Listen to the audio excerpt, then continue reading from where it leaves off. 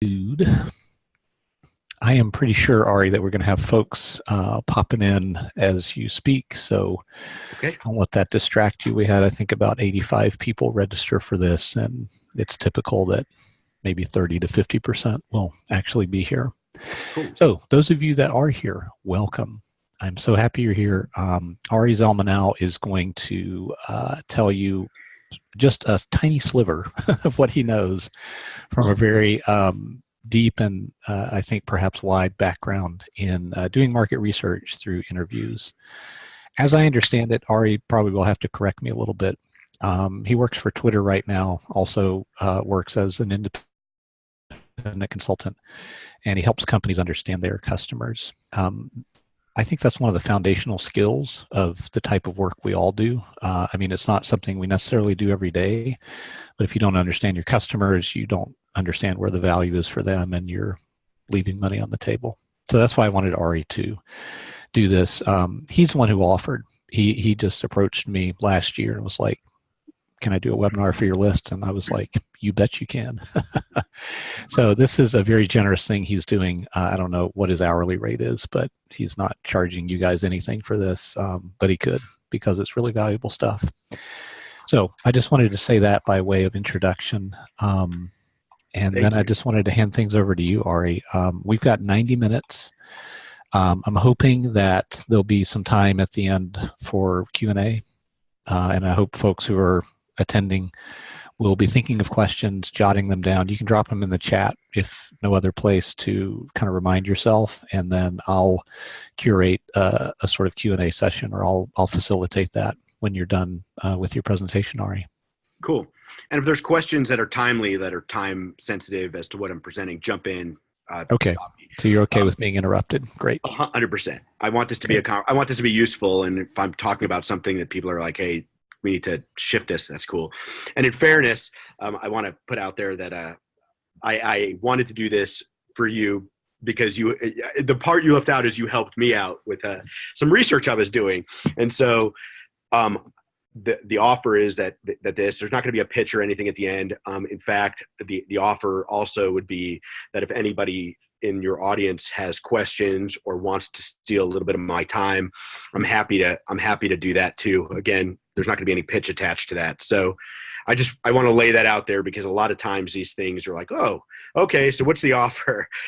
You're not going to get that today. So if you were expecting it, sorry. Obviously, I guess I'll start really quick. My name is Ari, just to give you a little bit of background. I currently lead a research team for our data and enterprise solutions at Twitter. I do qualitative and quantitative, so I'm on both sides of the fence.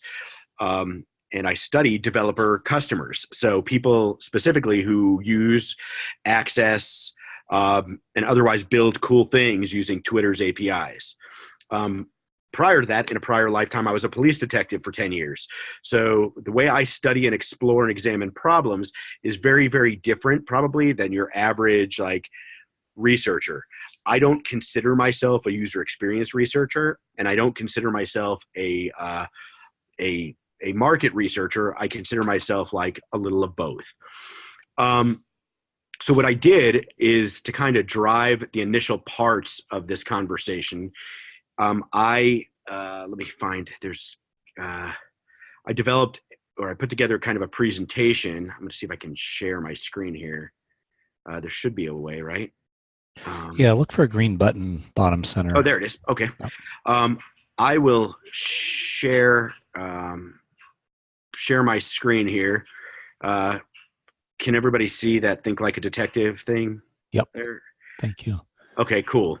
Let me see here. I'm going to move this out of the way. Okay. So this is just basically to drive the conversation and kind of give you some background into research. I'm going to do this two ways because I think it's really valuable for you guys to think about research universally, like a thought process. And then I will drill into interviews, and then we can have a conversation about like problems that you might be having, or ways to look at things, or why this works. But we'll jump in. So first, think like a detective. To think like a detective, the first thing I would tell you is that is this. And I'm sure you're looking at a blank screen going like, why is this dude showing me a blank screen?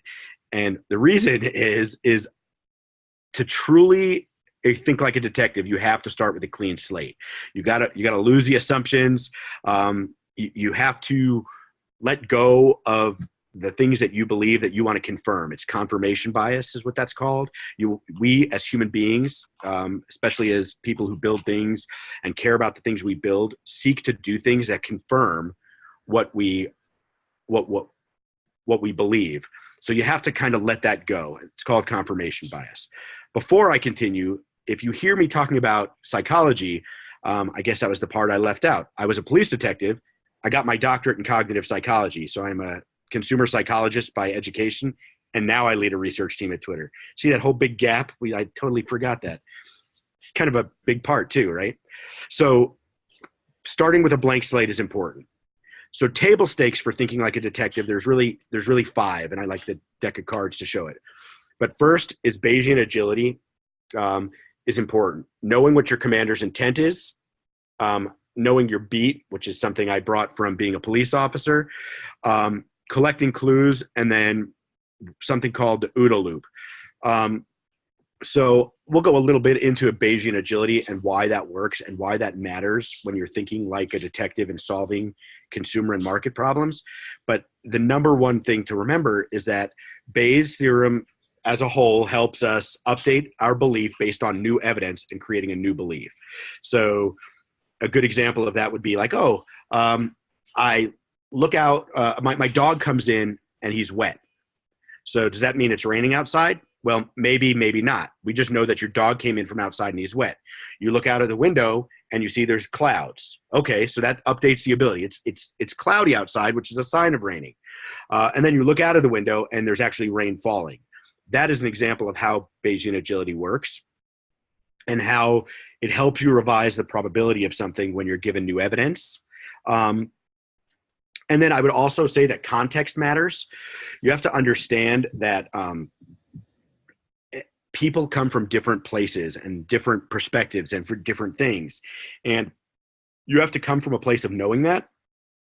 That really ties into knowing your beat. So a beat, police officers walk that, they get to know that, and we'll dig a little into that. So let's talk about the math. Just kidding. So this is Bayes. This is the equation for Bayes' theorem. All it is talking about is probabilities of events occurring, but I want to show you it in a different way. So if all of us have seen a game show called like Let's Make a Deal, and if you're familiar with the way this works, bear with me, we'll get through it and it'll make sense as to why I'm bringing this forward. But in Let's Make a Deal, there's 3 doors, and then behind one of the doors there's going to be a goat, and behind one of the doors there's going to be, well, for me it's the DeLorean because Back to the Future was awesome and I want that car. So what happens in the game is the show says, okay, we're going to put these behind the doors. And now the door, it's behind there. Which door do you choose? So what you end up doing is you end up choosing, we're going to, for purposes of this example, door number 1. So we can all agree as we look at all 3 doors that I have a 33% chance of winning the DeLorean and a 33% chance of getting the goat, right? So then Monty Hall, I think that's the game show host that did this, goes, okay, you know what? That's great. You've got door number 1. I want to help you out here. So what we're going to do is we're going to open door number 3. So now you've picked door number 1, he's picked door number 3. The question becomes, do you stay with your door or do you change doors? So that question then becomes, is it 50-50 now? He's given you a door, you have a door. Is it a 50-50 chance of switching doors? This is where Bayes gets a little interesting because most people, the first time they see this, and if you've seen it before, cool, and if you haven't, you're going to be like, wait a second. Of course, why would I change doors? It's still 50-50. It doesn't really matter. But it doesn't really work out that way. And here's why. If you remember, each door in the beginning had a 33% chance of being picked. Well, those probabilities don't change based upon this new information. It's still 33%. So the door number 1, the door we picked, has 33% chance. But the other 2 doors together, door 2 and door 3, have a 66% chance. So if you think about it, now I picked door number 1, which is a 33% chance. He's given us door number 3, which now you know is gone. But these doors still comprise 66%, right? So you should always change doors. So if you're ever in this game show, change doors, you have a 66% chance of winning. But I don't want you to take my word for it. I mean, we're data people, right? So we ran a Python simulation to show this, to test the theorem. And as you can see, when it was run 100 times, it produced the following results. When you switch, you win 66% of the time. When you don't switch, you 33% of the time. So the reality is, and it's just a mathematical demonstration of how Bayes new information comes available and how that should impact the probabilities and decision-making that we have. Detectives do that all the time. We have an old belief or prior odds of something happening. We find some evidence, and there's going to be some strength in that evidence. Sometimes the strength is weak, and sometimes it's not weak. Sometimes you can quantify it, sometimes you can't. But that should change your level of belief of something happening. So a conclusion that can seem true at one point, until further evidence emerges and your hypothesis can be adjusted, that's the way it stays.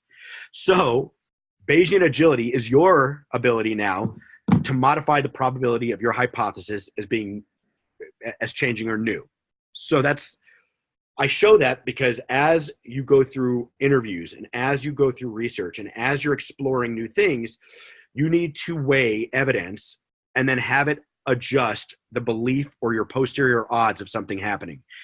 I will tell you definitively that it's an inexact science, and there's an art to it, but you should be aware that you're doing it. The second thing is the commander's intent. So what happens in a lot of times with research is people don't have a clue why they're doing it. They just know that they are. So we're going to conduct customer interviews to better understand our customers. That is very broad. You're never going to accomplish that goal. How do you know when you've better understood your customers? How do you know when to stop? How do you know what we want to know what product we should build next? Well, that's pretty broad. So in commander's intent is a military line of thinking that says, okay, we're going to teach everybody at the beginning of a campaign what the primary objective is, what the thing that we need to accomplish and conquer is. And that way, when things go sideways, and things always go sideways, we can pivot. So Mike Tyson, the boxer and the prophet, philosopher, that's the word. Mike Tyson, boxer and philosopher, said everybody's got a plan until they get punched in the mouth. Okay, so the same thing. I think he learned that from D-Day, where we had paratroopers. There were all these drop zones on Normandy and Omaha Beach and all of this big space. The planes fly up, they drop the people, the paratroopers went all over the place. None of them were where they were supposed to be, but they all knew what the commander's intent was, which was secure the beachheads so the ships can come in and we can get our troops on land. We all know how that turned out because we're all sitting here speaking English instead of German. And the reality is that wouldn't have happened if the soldiers weren't aware of what the primary objective is. With research and interviews, you have to have that too. And when I talk about developing a hypothesis for your interviews later, this is going to make a lot of sense because it's much easier to disprove a narrow hypothesis than a large one. Think about it. Is it easier to disprove or prove like a hypothesis that cats like or dislike water, or that all animals like water? So cats dislike water, a lot easier. You're just testing on cats. You can do that with a smaller sample. There's a reason that all works, which we'll get into. But all animals, I mean, you're gonna have to test all animals. You can't generalize from just beavers and mice. So that's about your commander's intent.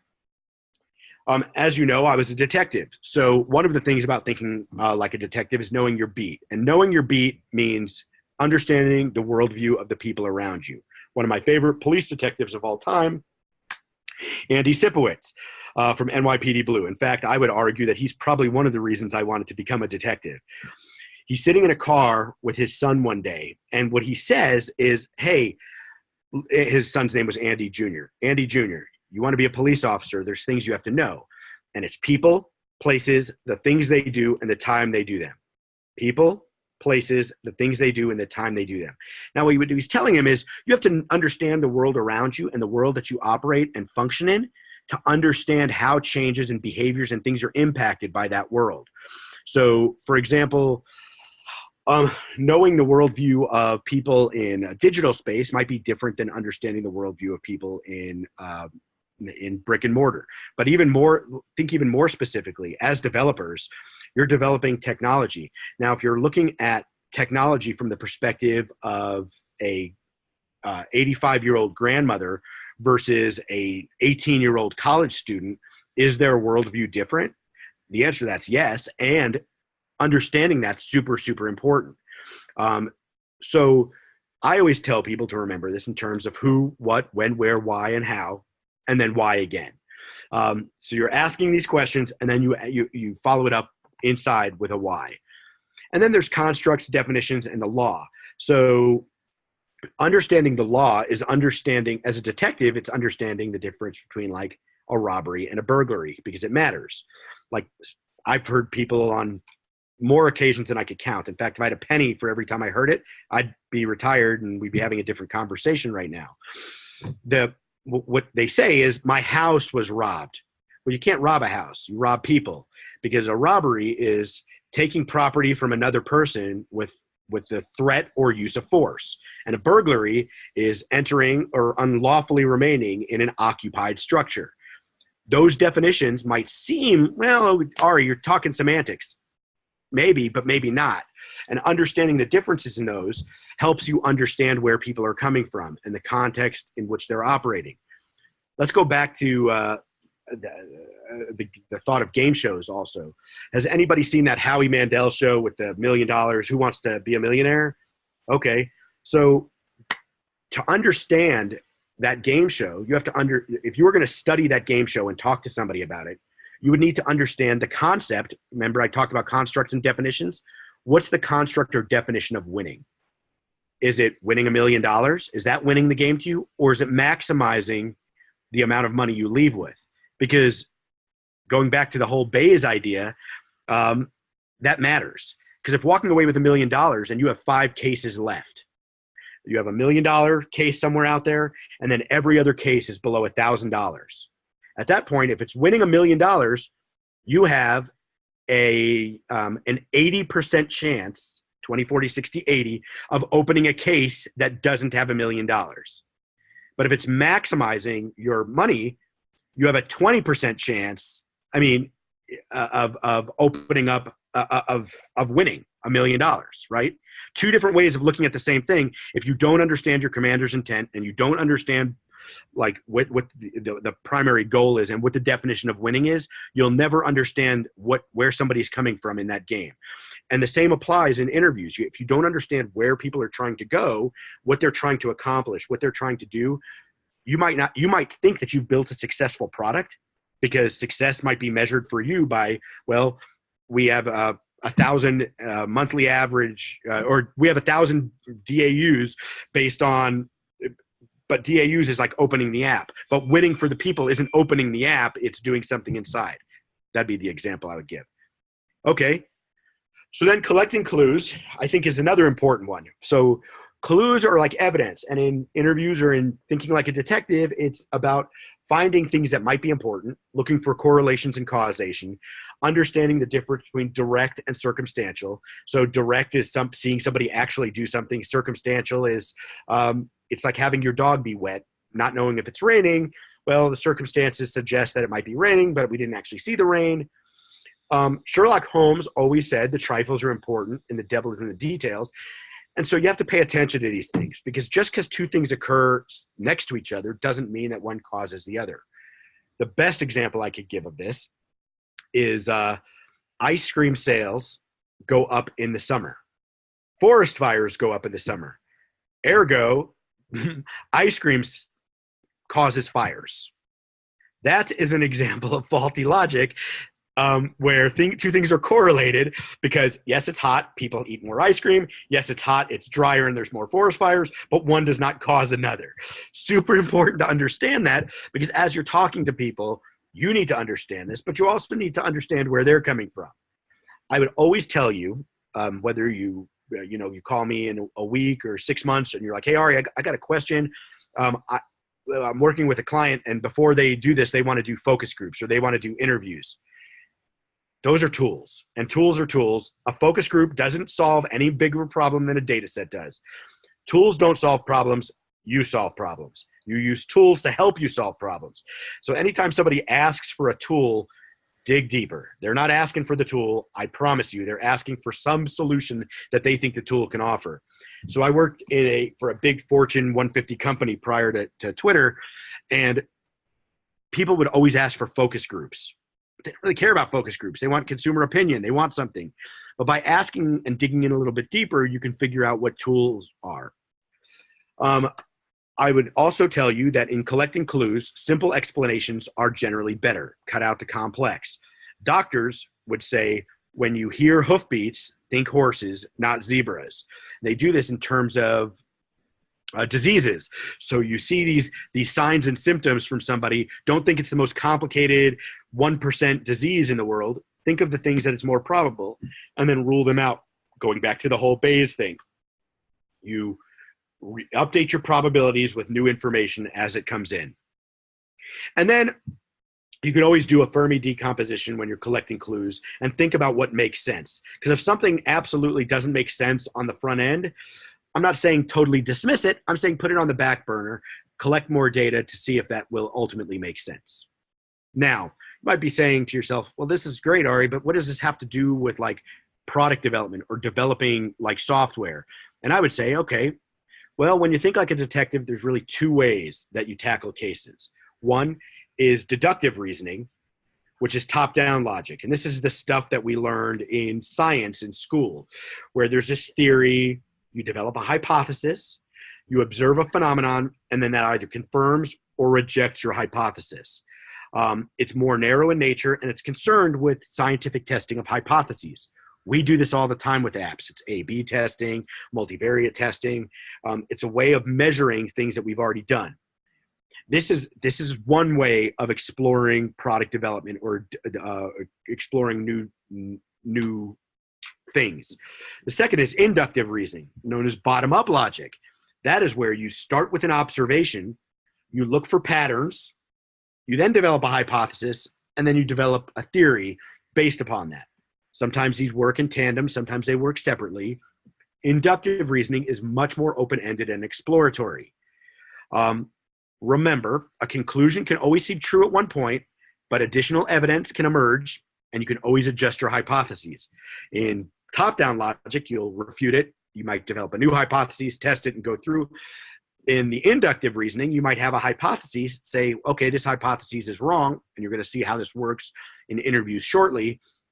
You'll develop a new hypothesis and test that and look for patterns.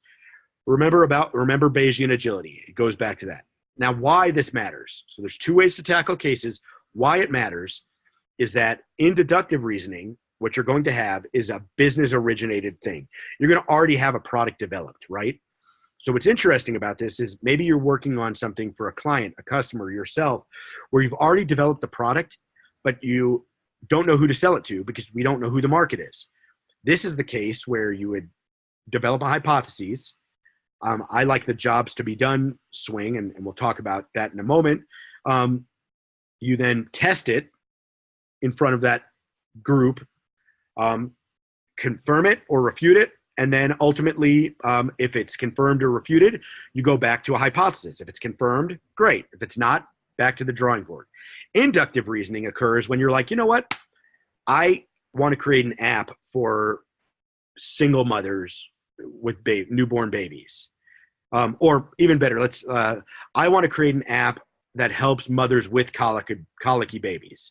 But you don't know what the app looks like. You have no idea. You just know that market, there's a need, and that you have some ideas that you could solve that need with an app or with software product, software as a service. You're going to solve the problem. So you have an unmet need in the market. You're going to do some exploratory research. And at that point, you're looking at things from an inductive perspective. You're observing, you're looking for patterns. You're going to develop a hypothesis and a theory. You're going to uncover these things, and then you're going to develop the product from that information. So one, you already have a product developed, deductive reasoning. The other, you don't. Two different approaches both get you to the end of being able to either market or sell what you're doing or get people to use it if that's the goal, whatever your end goal is. but they're two different approaches, and understanding them is super important. Obviously, I talked a little bit about evidence. There's direct evidence and indirect, which is circumstantial. And I want you to remember that conclusions are either strong or weak, not right or wrong. What's right in one situation could be wrong in another. Data sets are not absolute. Variables can change everything. I would argue that the more evidence you have, the stronger conclusion could be. But I would say this. I read something the other day that said, next time somebody tells you something, instead of asking, are you sure? Because that's binary, yes or no. How sure are you? And think about that. Well, okay, so now you're not asking me like if I'm 100% positive or zero. You're asking me, okay, in the range of certainty where I fall. I would say to think that in that way along the rules of evidence. How certain are you? Knowing that it would be rare that you could ever get to 100%, although I would argue that there are cases, certainly like I've seen cases where I'm certain that somebody did something based upon like all the evidence, and then there's zero. I talked about a little bit about the rain. One of the things I would talk about here also is I had a case once where a guy, he's pizza delivery guy. He was given a deposit from the pizza store to go to the bank. He said he made the deposit. The deposit never made it there. The only evidence I had when I started was the store telling me we gave him the deposit. He said he took it. It never arrived, and him saying, I dropped it off. So I talked to the guy. I interviewed him, and he steadfast. I dropped the deposit off. So I went and I got some evidence, collected the video from the cameras from the bank, and lo and behold, he was there. But it never showed him actually make the deposit. It just showed that he was present. So that's an example of direct evidence. He was there. Indirect, circumstantial, the deposit was never dropped. I looked at the cameras inside the bank. The bag was never counted. So from the time that the safe was opened and the money was counted, the money was never accounted for. I had the company that serviced the elevator for the deposit come take apart the entire machine. So it wasn't in there. The machine worked. So now we know the machine works. It wasn't lost in there. It wasn't the bank employees. So at this point, we now know that he was there. And as I'm telling this story, your level of certainty is probably changing to believe, well, okay, so this guy did it. So we now believed, based upon this, we went from, 50-50 to 70 to 80 to 95% sure that this guy never made this deposit, that he pocketed the money. His criminal history indicated that he was probably good for this. But that's a pretty good example of direct evidence, indirect evidence, and Bayesian agility all tied together. And then finally, there's the OODA loop, which is really where OODA was created by a guy named Colonel Boyd. He was a fighter pilot. And it's just a loop of observation, orienting, deciding, and then making a decision. So collect and review data, derive deeper meaning, make decisions, and then execute. When you're doing research, interviews, anything else, this should always continue in perpetuity. And if it doesn't, you are going to miss things. If Kodak had been using a loop like this and been listening, they might still be around. I don't know, but I can tell you that they didn't listen. They ignored it.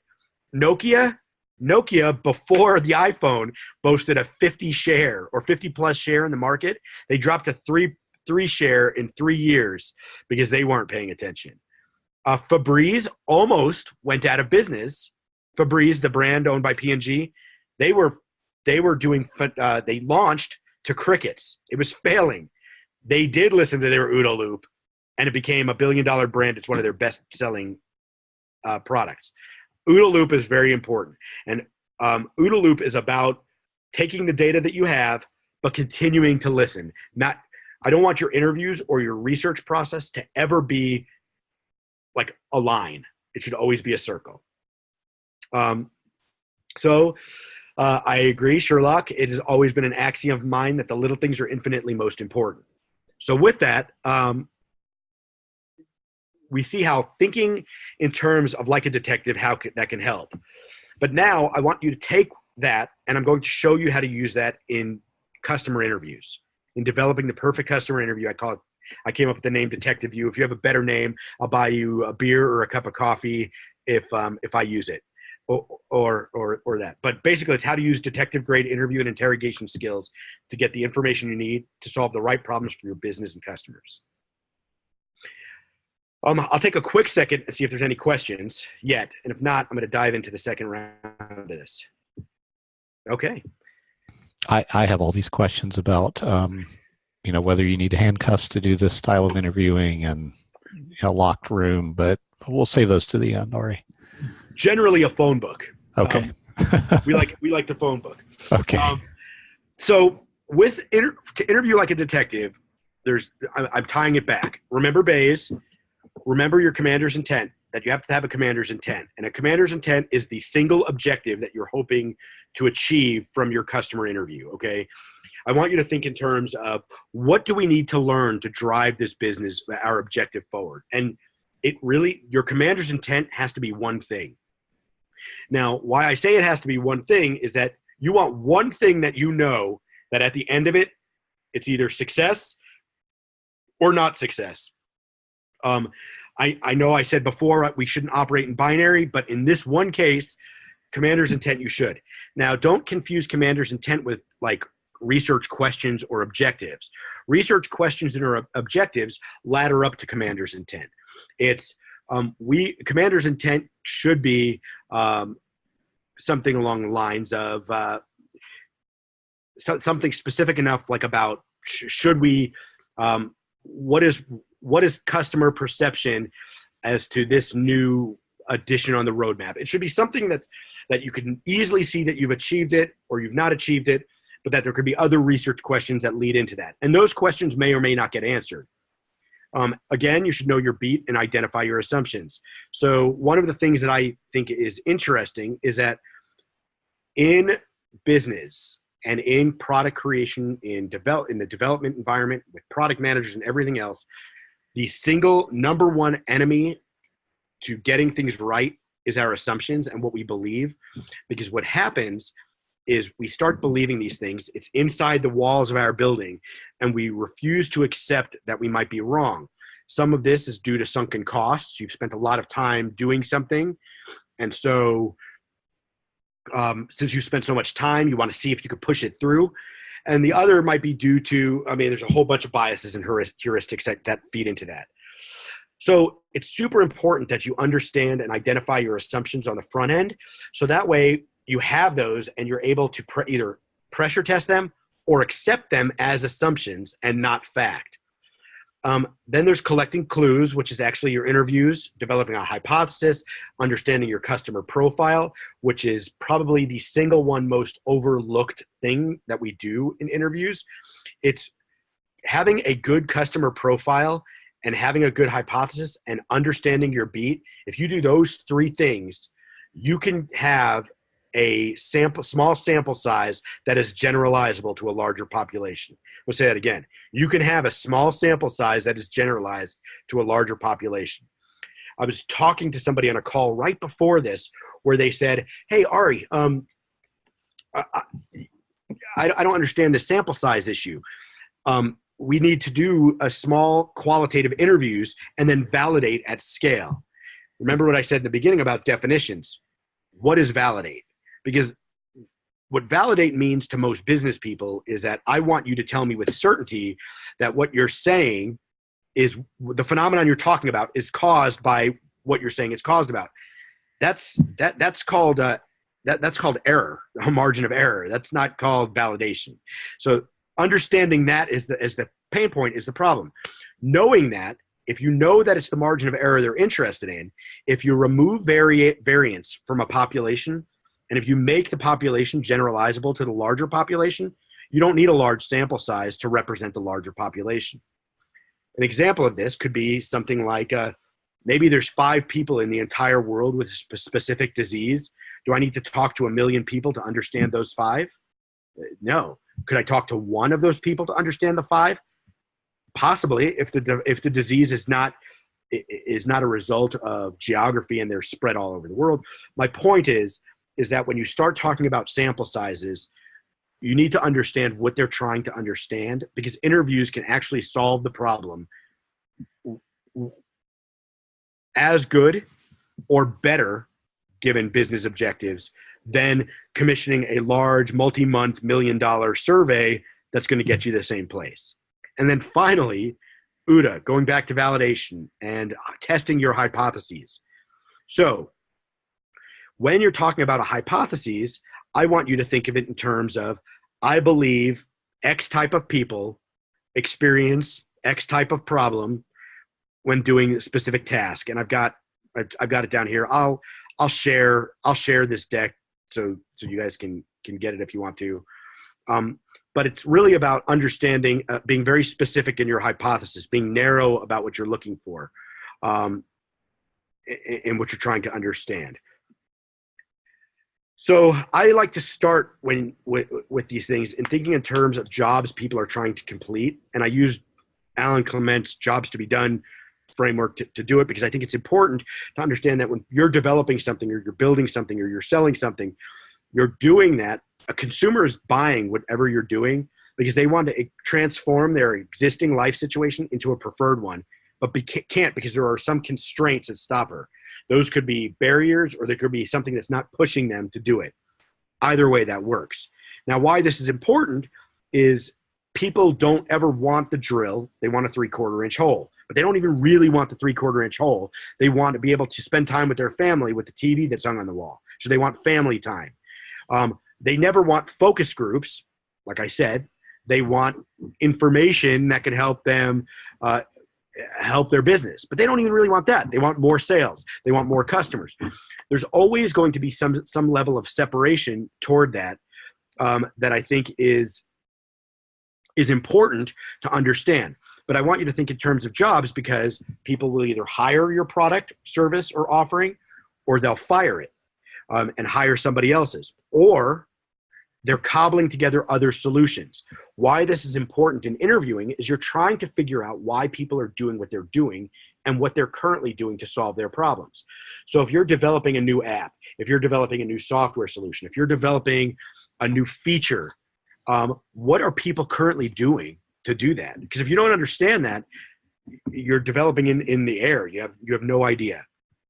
So jobs provides a solid framework for thinking about that. So going back to hypotheses, I believe this type of people experiences this type of problem when doing this type of task. Now, you're generating a hypothesis based upon what you believe or know. It's not what actually is. In fact, it's okay to be wrong. I'm going to say it again. It's okay to be wrong.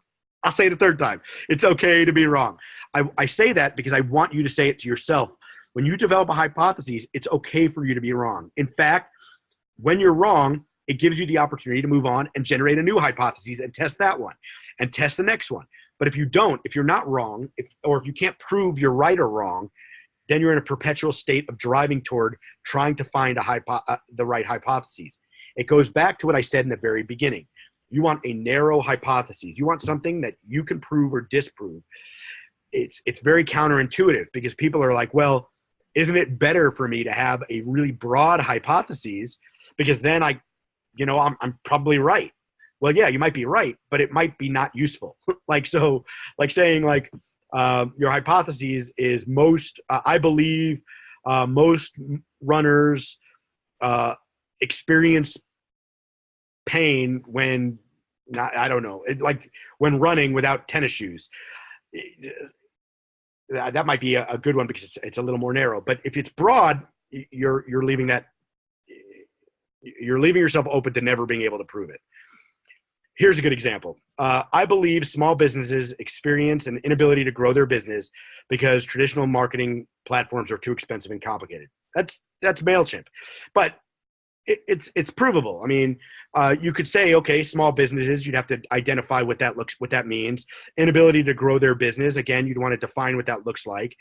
And then email marketing, too expensive and complicated. So there's some definitions that you'd have to identify in there to make this hypothesis work. And you want to be clear in that, because if you don't define what small businesses are, You can go anywhere from, well, I think small businesses are anything outside of the Fortune 500. Well, that's still a huge swath.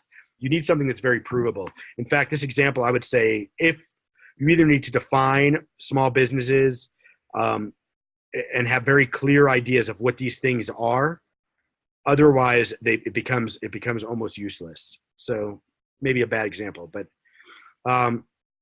if you start with a broad scope, you'll be doing a lot more interviews to get what you could have gotten in 6 to 12. Now, I said that part of that was the hypothesis. Part of it is the profile. So what I want you to think about in terms of profile, and this is where a lot of people get this wrong, is what does your customer look like? And I'm not talking about their demographics. Knowing that they're a 38-year-old male named Bob from Nebraska is ultimately useful when you're marketing a product at scale, but it is not necessarily useful when you're trying to develop something new for a new audience and make a minimum viable product. What you need is behavioral data. What are their abilities? What do they need to do? What are they trying to solve for? What are they currently doing that's not working? What might they want to do in the future? What does a perfect state look to them? Where are they doing it? What does the environment look like? These are all things that will help you build out a profile of your customer. I also want you to think in terms of extremes, staying away from the middle, because you can't be everything to everybody. If you try to do that, you will be nothing to nobody. What I mean is, if I stay away from the middle and think in terms of extremes, is will this person trade time for money? See, like, is time more important to them, or is money more important to them? That type of binary thing helps you really drill into a profile. Now, I want you to think in terms of the profile as being a hypothesis too. That can shift as you learn new and additional information. Profile and hypothesis are subject to change with what you learn based upon the concept of Bayesian agility, thinking like a detective, and what your objectives are. I want you to get demographics, but just later. They're not for now. You want to understand with the profile, like, what's the problem they're trying to solve and who's experiencing it. That's the starting point. What is the problem we're trying to solve for, and who is experiencing the problem? So why use an interview method rather than like surveys or something else? Well, or some other user research survey work. User researchers see their work as advocating for the user. I diverge. This can be described as advocating for the business. And by advocating for the business, you ultimately are advocating for the user. But it does no good to focus on users who might have no idea of what is possible and what you can build. They only understand their pain points. So I like using that overused quote by Henry Ford that if you would have asked people what they would have wanted faster horses. We're not even certain he actually said that, but for purposes of this argument, let's say that's true. So if they would have known that a car was possible, they wouldn't have said faster horses. Advocating for the business is developing the best things that you know how for the customer, but doing it through focus, a real wrought focus on the consumer.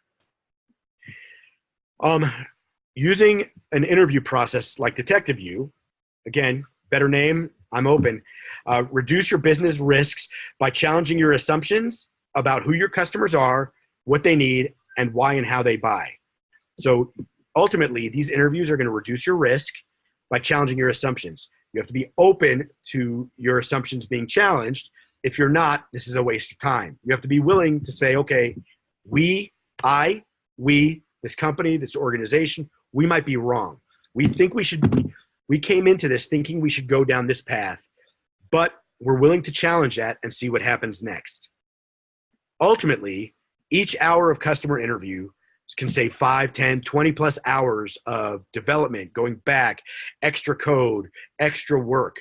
So just a little bit of time on the front end can save hours on the back end. And a lot of times the biggest complaint I hear, the biggest objection I would hear to doing this type of work is we don't have time. There's a roadmap. It's got to move. And what I say is 2 things. 1, interviews, we can get them done in 1 or 2 weeks. So that 2 weeks is not a lot of time. It's not going to slow us down. And number 2 is we can do this in a way that we update using Bayesian, the whole Bayesian agility thought problem. As we're interviewing, we could be updating our beliefs and still moving forward.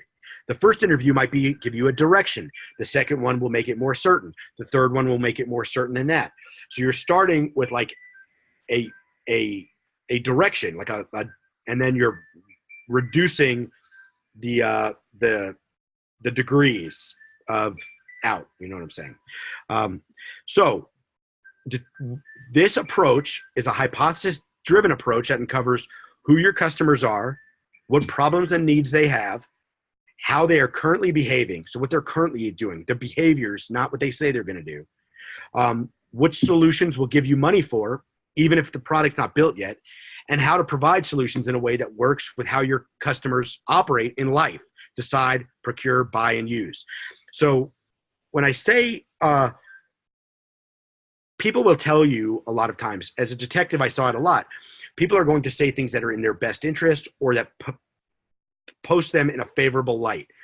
I was in interviews with a group of tobacco users once. These were pack-a-day smokers, and it became evident to me about halfway through the interview that they saw themselves as people who consumed cigarettes, but they did not consider themselves smokers. That distinction is a very interesting distinction, because if you're not a smoker, you might be like, well, you smoke a pack a week, you're a smoker. To them, they didn't like the stigma and definition of that. Why that's important is if you would have asked them outside of that, are you a smoker? They might have said no. And then you'd be missing something based upon the behavior that they do that they actually do. So you have to understand behaviors outside of stated beliefs, preferences, attitudes, or what people state necessarily. There are 5 steps to this process. One is forming the hypothesis, which we kind of went over. It's saying, okay, this is what I'm coming into this believing based upon this knowledge. I also would tell you at this stage, you're forming a hypothesis based upon assumptions. I think that you should go back and say, these assumptions, this is what we're basing this on. And from these assumptions, these are the ones that are based in data. These are the ones based upon like my gut feeling. These are the ones based upon other conversations. Know where those assumptions are coming from. So that way, when you hear additional information, if you're going to counter and argue against or for an assumption that you made, you at least have something to back it up with. The second step is finding potential customers to talk to. That is something that seems to be a major pain point. It's not as hard as it has to be, as people make it out to be. Third is asking the right questions to the right audience at the right time. Fourth is making sense of the data. So you're going to have all of these interviews. What do you do with it? And then 5 is validation, testing, and the OODA loop. Observe, orient, decide, act. So tactically, how you do that is obviously going back to the very beginning, knowing your commander's intent, identifying your assumptions, forming a hypothesis, developing a customer profile, collecting clues, and then those things. What I want to go back is to here, because I think this is the steps that people are probably most interested in. After you've formed your hypothesis, I'm going to bounce, and then you've identified your assumptions, you've made your profile, and you know who you want to talk to. Now you know who you want to talk to. Where do you find them? So I'm going to give you a few ways. I don't know how many this will end up being, but a ways to find people to talk to. So if you're trying to find customers of a product you're already doing, you obviously can do that from a customer database or something else. If you're trying to find potential people to talk to, there are several ways to do that.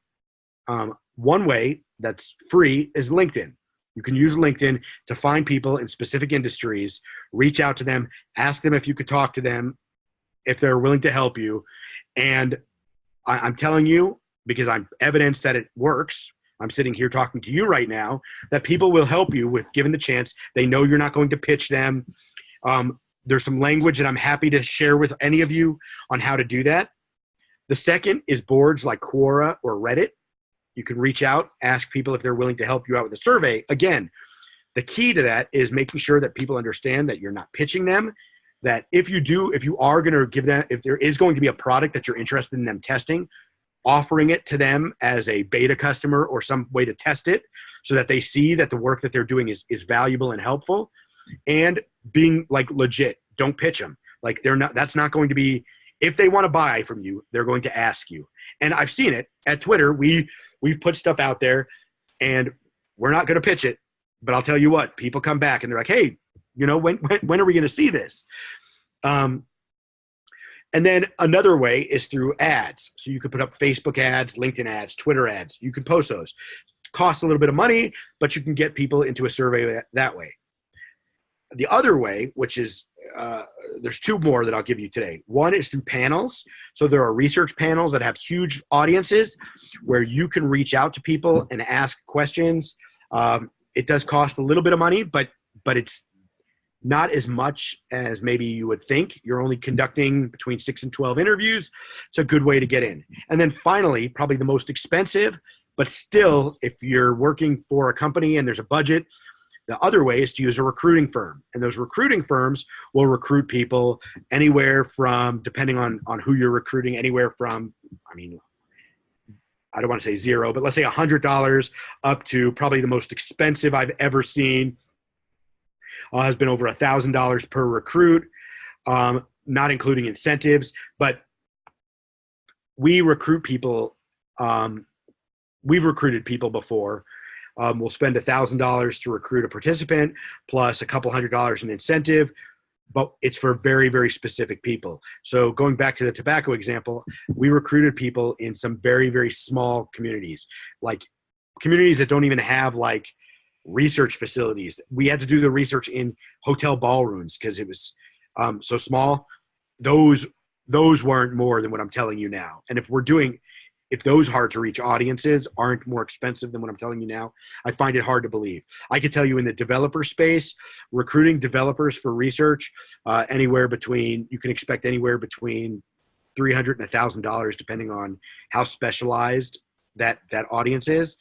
Customers, it varies depending on what the app is. If you're recruiting college students, you might be able to recruit them for free plus a $10 or $20 Amazon card or something along those lines. Asking the right questions.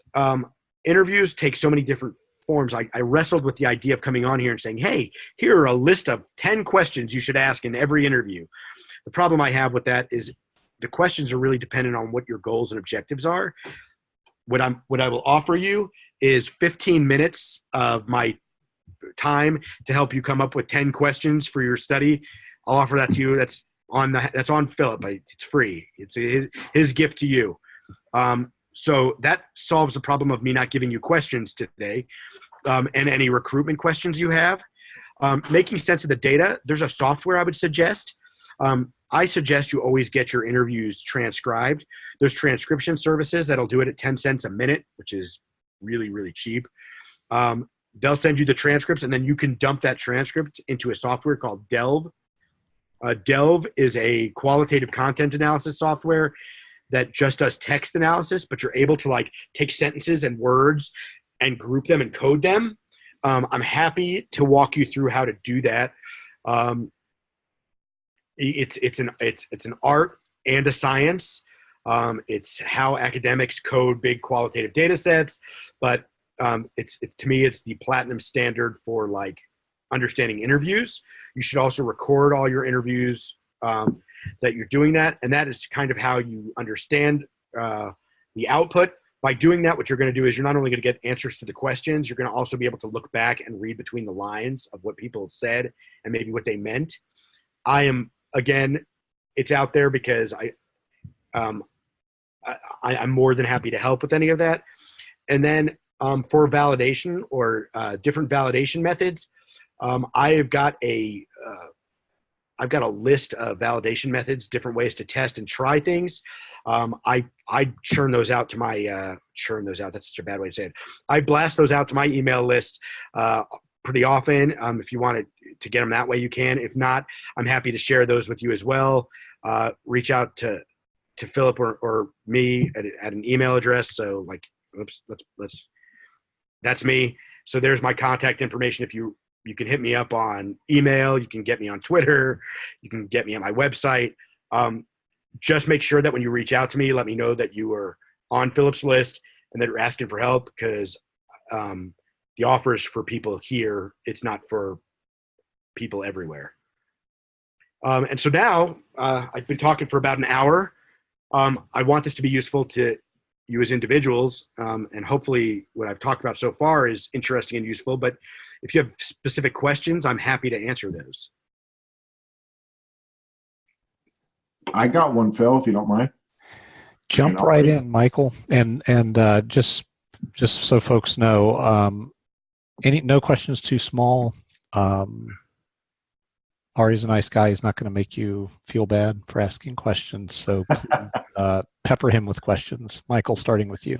Hey, Ari. So it seems like what you're talking about is really focused on the SaaS, software as a service kind of industry, and I know it translates well into other things. But I know there's a few people on here that I know who are on here probably thinking about, how do I do research into an industry and find out what their frustrations are, let's say when it comes to website development? How do I do that? How does this translate into that? No, that's a great question. So I'm glad you asked, because it's not just for, so let's back out of the definition of customers for a minute and start thinking of them as customers also. So what I would say is this: you're talking about, like, you do website development. Is there a niche or segment that you focus on?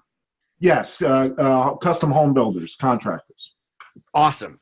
So custom home builders or contractors, let's say, is there a given size of those, or is it that niche? Because I'm not familiar with the niche. Yeah, so my ideal client is doing 10 to 15 custom homes a year, probably 1.5 to 2.5 million in sales. Awesome. And do they understand, like, and you build custom websites for them? Correct. Do they understand the pain point yet? Just out of curiosity, that's more of a curiosity thing. Well, that's the thing. I need to understand what their pain point is and what I can offer them in my content that will speak to them. So this is precisely what this is for. That use case that you just described is precisely what I can help do. And so what you'll do is, you probably have, from marketing or from knowing, well, let's back out and pretend for a minute you have no idea who these people are, where to find these custom home builders, because I want to take you through the example step by step. So one, we could check LinkedIn. You could also check any number of places where, like trade associations or places where you might be able to find custom home builders.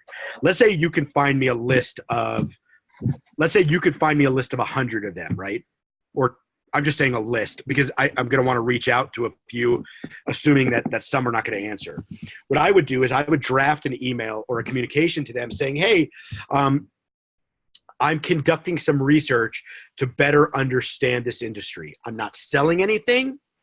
I would be talking to probably because who you're talking to, I would say they're the CEO, but the owner, founder, the head of the company. I want to better understand your relationship with I want to understand how I frame it. I'm thinking on the fly here. I want to understand how you currently market to how I'm looking at how custom home builders market today. Would you be willing to, the way I would probably do it is, would you be willing to either fill out a brief survey? So you're going to give them a very brief survey, or would you be willing to jump on a 20-minute interview, like a 20-minute conversation? I'm not pitching anything. I'm not selling anything. And I'll share the information about marketing with you at the end of the research. What you'll then do is, because invariably what's going to happen, and you might get, out of the people that you reach out to, you're going to get probably 20 to 30% of them are going to agree to talk to you, which is fine. That's good. Out of the 20 to 30%, you're going to conduct some of these interviews, have some of these conversations with them, and you're going to, based upon the questions that I will help you ask, just reach out to me. I'll seriously help you. And this is not a pitch, not selling shit here. I mean, this is legit. We'll ask some questions that will get them to tell you what their pain points are, what they're currently doing to solve those pain points, which could, and that solution, because I think it's important for everybody to hear this, that solution could be nothing. They could be hiring nothing to solve the problem. Okay, it's kind of a mind blow thing for me. But there's problems they have. They're either hiring something to do it, they're cobbling together other solutions. And then because you're going to do what I'm suggesting, you're going to record those things, or you're going to have these things, you're then going to see some of the language they use, and you're going to have the language that they're actually using, not the way you heard it. And you'll have these transcripts. You'll say, oh, okay, they talk about things like, I don't know, you'll have to come up with some of the names. I don't know the industry well enough, but they're going to give you some of those things. You'll then take that, you'll be able to use that to use targeted messaging. But what's really cool is those people have already helped you once. They want to see what works. So if you were going to develop a message, what I would do is I would say, thank you so much for your help. This is what I've developed from what you said. These are the results. Could I get some feedback on this? Now you're getting a second swing at them looking at what they told you works for them, and you're going to get you're going to get to pressure test if what your beta marketing efforts work on the very people that you're wanting to test it on. Then what you can do is you can take that and blow that out to a wider audience using a survey tool. Now, notice I didn't say validate and I didn't say anything else. I'm saying like test it on a wider audience. So the finished product that I create, my content for, let's say, my website, you're saying ask them again, you get a second swing at them, and then expand that to the entire list, maybe via email. Hey, this is a new product that we've created.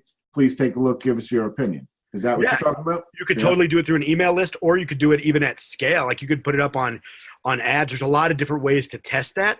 Mm-hmm. But the cool thing is you're going to be able to say, okay, I'm going to talk to you. You're going to tell me exactly what your pain points are. You're going to tell me what you would buy. Because they're going to tell you, they're probably going to say, my marketing, where we struggle the most is being able to convey the value that a custom home gives you. I'm making this up, over like a standard home, that people, we have trouble conveying the value of that. Well, that's an interesting thing because that's something you could solve for. So they're going to give you a bunch of these problems. You're going to come up and show them that, oh, okay, these are problems. This is how I would convey this. The people who you're not pitching to in the first place, you're going to be like, hey, I wanted to run this by you. At this point, these people might now ask you, how do I get this? Which is fine. You're not pitching to them. They're now asking you. But because of that language and that messaging, now you could test it on a wider audience. Mm-hmm. Great. Well, thank you so much. And I will reach out to you for your help. Glad to help. Thanks for that question, Michael. We've got two questions from the chat that I want to echo to you, Ari. The first comes from Jackson, and I'll just read it as is.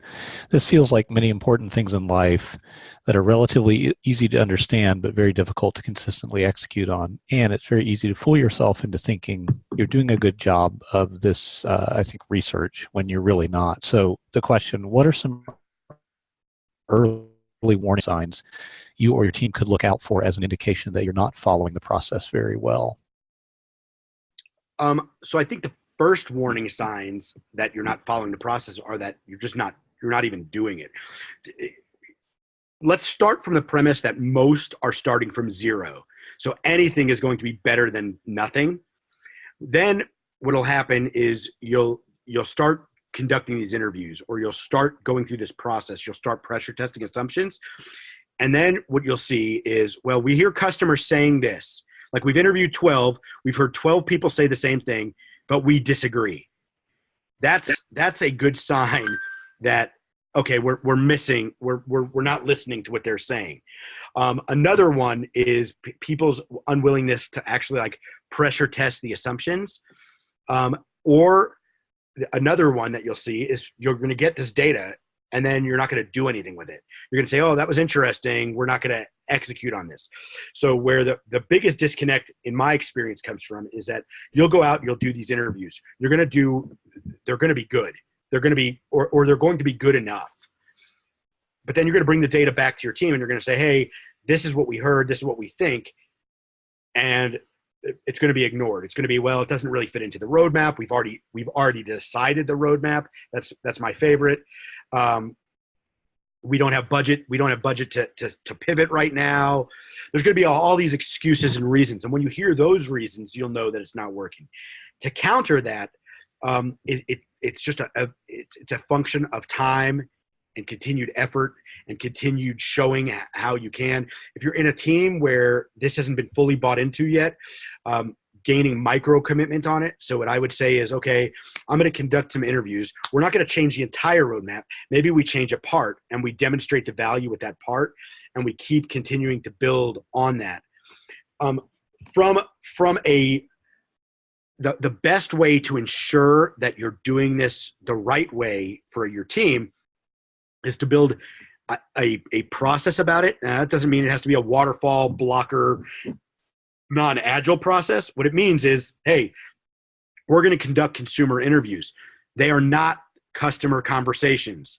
This is the number one error I see. I probably said that 4 times. So there's like 4 number one errors. But like this is a huge error where we're like, hey, we've talked to customers. You know, our sales team talks to customers all the time. Conversations are not interviews. So the way to counter that, to the last point of this, is to have, okay, we're going to conduct interviews. To do that, we have to develop a screener. We have to develop a discussion guide. We have to have some level of some way to output that, and some way to help integrate those findings into what we're doing. And there should be some level of structure about that so that those things are getting done, to separate this from a conversation.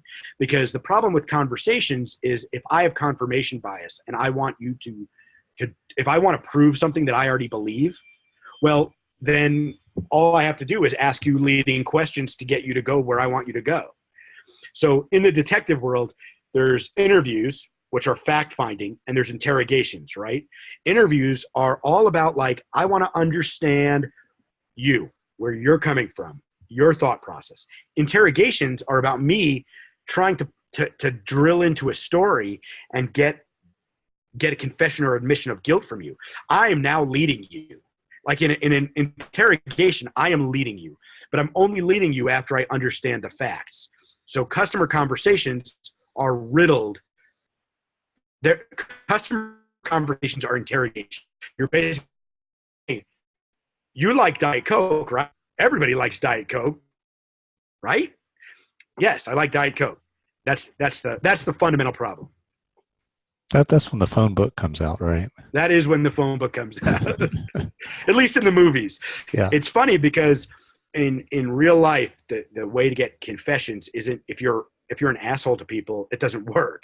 Like, you're trying to get people to talk to you, and you're trying to get them to say something to you that is against their best interests. Like confessing or admitting something, if you think about it, how does that help me at all other than make me feel better?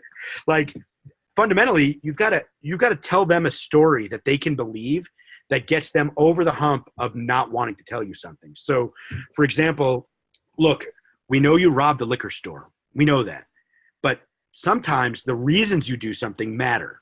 So you're trying to feed your family. I get that. Hey, I don't even know what I would do if I was in that circumstance. That's very different than like grabbing a phone book and be like, you robbed the store. Wham, wham, wham. That doesn't work. So we've got a question from Tom and then another one from Brian. Tom, I don't know if you want to articulate the question. I can. Either way is fine. Yeah, thanks, Ari, for doing this. This is super helpful. My curiosity is more around, like, I have already done, I guess, some of these ad hoc interviews with my target market previously, and like I've tried to intuitively be as objective as possible. But one thing that is always in the back of my mind is, how do you think about sort of selection bias with the people who are agreeing to talk to you? So, you know, I've used various methods of reaching out through email or LinkedIn, and people are seeing, you know, that I have a marketing service. And so my concern is, like, or maybe it isn't a concern, but I'm curious how you think about that, whether those people are the right people to talk to, or whether there are ways around that to talk to a more broader, I guess, group of these people. That's a good question, because in the scientific, like if you were doing this at a university level, you'd want a completely random sample. You'd want to remove as much of that as possible. In the business space, I consider that type of sampling part of an acceptable variance of, or an acceptable level of error that I enter into things. So if people are agreeing to talk with you, we as marketers and as developers, we just have to accept that level of we have to accept that it's happening.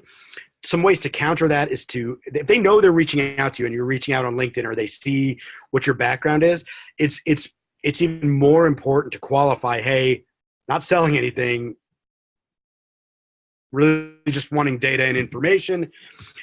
But even then, I think if you're only going to get a small portion of the population to agree to talk to you anyway. But here's why I think it's okay. The people that you're talking to, yes, whether they agree or not agree to talk to you, why I don't think that matters as much is I don't think that impacts the phenomena you're studying, okay? So what I mean is you're studying, let's say you're studying tennis shoes. Well, whether you talk to me, whether maybe tennis shoes is a bad example. Whether you're agreeing to talk to me, not talk, has little to do with the output that you're trying to find. So like if you're studying an app and you get like 10% of the people willing to talk to you, the other 90%, the result of them not talking to you has nothing inner workings of what you're trying to study. So where that only becomes an issue is if you could say with like, and it's an assumption, with some level of certainty that, hey, by sampling this way, we know that like that this phenomena impacts our results. I'm trying to think of a good example for that, but I can't because it would be so rare. Generally speaking, what you're talking about is acceptable, no matter where you're getting them from, whether it's LinkedIn, whether they know you. Now, let me counter that. Let me say that a step further. Now, sometimes on the back end of that, they're going to say things that they think you want to hear because of the halo of what you're doing. Maybe they're trying to shed a positive light. The way to counter that, it costs a little money, is that you hire a recruiting firm and they recruit blind for you. So with that point, they say, hey, we're recruiting a study on marketing. We're an independent firm recruiting for them. And then then you have a list. They have no idea who recruited them, but then you have to separate out from that. Like you don't want to be like, don't be secretive about it. Like once they will have been recruited blindly, but then you could say, hey, I'm from such and such conducting market research. And you will get people who have no idea who you are, if that helps, or if that was all over the place. I don't know. No, that's perfect. Thank you so much. Would you also potentially like take answers that may come out where people are, you feel like they are kind of like giving you the answer you want to hear? Would you like maybe categorize and discount those data points? Maybe. So I would ask you if you heard things that you want to hear more than once. So like if it's one person doing it, that's not as interesting to me. But let's say you have 5 people out of 7 give you something and you think it's what you want to hear. What would be interesting to me wouldn't be to discount it, but to wonder why is this particular group talking to me and saying what they think I want to hear when they know this is just a research. There'd be a thread there that I would be interested in exploring further. And you're not going to be able to ask that on the first interview, by the way. But let's say you ask one interview, you hear that, you make a note of it. Absolutely right. The second interview, you do the same thing. You kind of make a note of it. Maybe you ask a follow-up question. The third time you're hearing it, that should become a line of questioning for you. Like, oh, that's interesting. Let's dig into that a little more and see why. If they're doing it, it's not the fact they're doing it that's so interesting. There's a motivation behind it that I would find really fascinating. Like, oh, wait a second, you're saying what I want to hear. Like, you're not going to say, you can't really say, hey, why are you saying what I want to hear? But you could say, tell me more about like your thoughts on X. or why? Or why is this important to you? Or tell me about the things that make this important to you. Tell me about the components that make this more important to you, because there would be something there. Now, the final caveat I would add there is if you truly believe that somebody is giving you like something that's completely not good, I would definitely categorize that and look at that. But if it's a fundamental or a foundational thing to what you're building, you're probably gonna have to question that a little further. Thank you. Sure. Thanks for that question, Tom. So this is from Brian. He's in the early stages of a research project with his email list. He's recruiting interview participants from a mailing list. He's curious what you think about offering open-ended cash compensation where they decide, I guess, what it's worth to them to do this interview versus stating a specific amount. The first answer I'd have is tell me where I could sign up for that, because that incentive got me interested. Joking aside, I don't know who the audience is that you're trying to target, but I don't think you have to do that. I think you'd be spending more than you need to. It's an interesting angle. Most incentives in market or consumer or product research I don't feel they have a big enough impact on the results to worry about them. But I don't think you would have to do that. My fear would be that you're going to get some people who are going to come up with some ridiculous amounts that make it not worthwhile. And if it's a function of response rates, like if you're trying to get people to respond, you're going to hit a level of diminishing returns anyway. So a good example of this is we did a study recently, and we were offering people like $500 for 45 minutes of their time. At $500 for 45 minutes, if I can't get you to talk to me for that, giving you more money isn't going to solve the problem. Like, you just don't want to talk to me, because $500 is getting me interested in talking to me for 45 minutes, and I don't want to talk to me. So I would say that I would need to know more about the context of why you're doing it that way, but I don't think you have to do it that way. Thank you. Okay, we're going to wrap up with a 10-minute lightning round, Ari. Ooh, love it. Okay, I'll go quick. So these are caveman simple answers. You're Yes or just no. going to spit out the first thing that comes to your mind, maybe a little more than a yes or no, but pretty quick. So what's the main thing that blinds us to new evidence? Confirmation bias. Okay. What makes research fundamentally useful in a business context? Reduction of risk. Okay. What is, can you talk just a little bit more, maybe a little more than caveman speak here? Fair. On Fermi decomposition. On a Fermi decomposition? So on Fermi, what's a Fermi decomposition? So a Fermi decomposition is, tell me how many piano tuners there are in Chicago. How do you figure that out? So normally in the world of technology, you'd go to Google, you might try to figure it out that way. But the other way to do that is to know, like, okay, based upon the population of Chicago, which maybe I'd give you, or maybe you could figure out how many households are there, how many do you expect pianos in, and then from that, how many piano tuners. So a Fermi decomposition is just taking really broad strokes and coming up with a generic guess. Not generic, but like a focused guess that's good enough. It'll get you in the ballpark, so that way when you come up with an answer, if you came up with a Fermi decomposition of like 10,000 piano tuners, which is probably high, or let's say 5,000 piano tuners, but then you actually do this research work and you come up with a number of like 7,500, okay, that's in the ballpark. But if you did the research and you came up with like 100,000 and your Fermi decomposition was 5,000, there's something that's worth a second look at something. In your work, what is the most recent time you've used this technique of a Fermi decomposition? Within the last 2 or 3 months at work, trying to figure out audiences. We're doing some jobs to be done work to better understand developer categories. Mm-hmm. And so it's sizing some of those categories is challenging. Okay. Inductive and deductive investigations, is one of these inherently more lean or a more efficient use of time? The answer to that is it is completely dependent on what your objective is. If you already have something developed, it's much harder unless you want to totally revamp or change your product to go and say, what are the problems in the marketplace? So like if you're starting over or you're trying to build something new, inductive reasoning is way, way leaner than the deductive, like starting from a testing hypothesis. That's more, if you're thinking about new product development, inductive reasoning is the Ferrari, and deductive reasoning would be like the turtle. Okay. In new product development. Okay.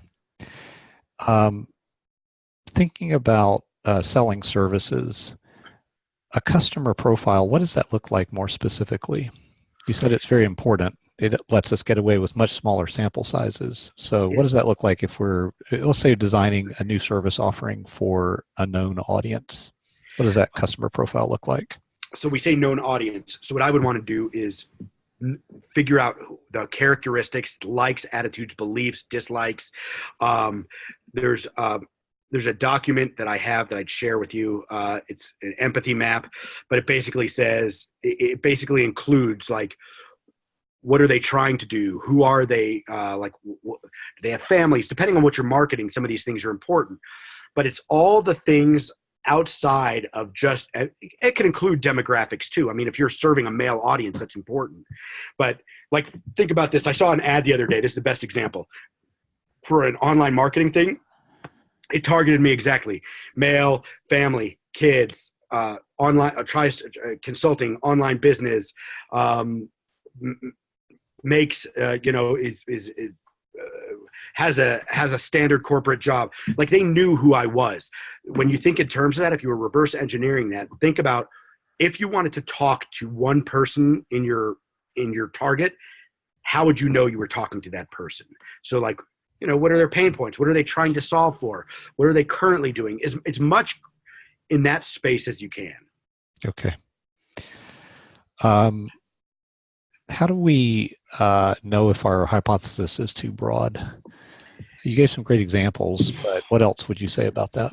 I would say your hypothesis is too broad. Certainly in interviewing, here's a great example. In interviewing, if you've gotten to 10 interviews and haven't heard the same thing multiple times, your hypothesis is too broad. 10 is, by 10, I feel like that generally, like the better rule of thumb is 6. Like, I feel like if you've hit 6 interviews and you're not hearing the same thing, your hypothesis is way too broad.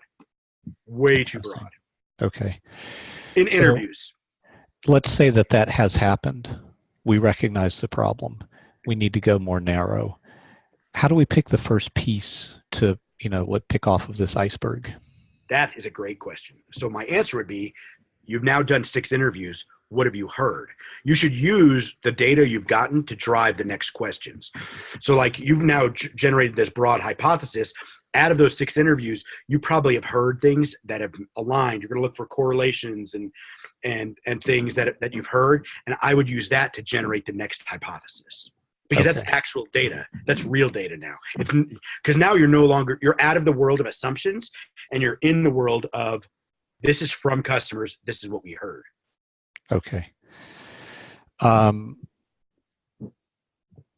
What's different when we are asking someone to participate in this process, an interviewee or someone who wants a survey? Do we ask differently if we're asking for an interview compared to a survey? And if so, how is that different?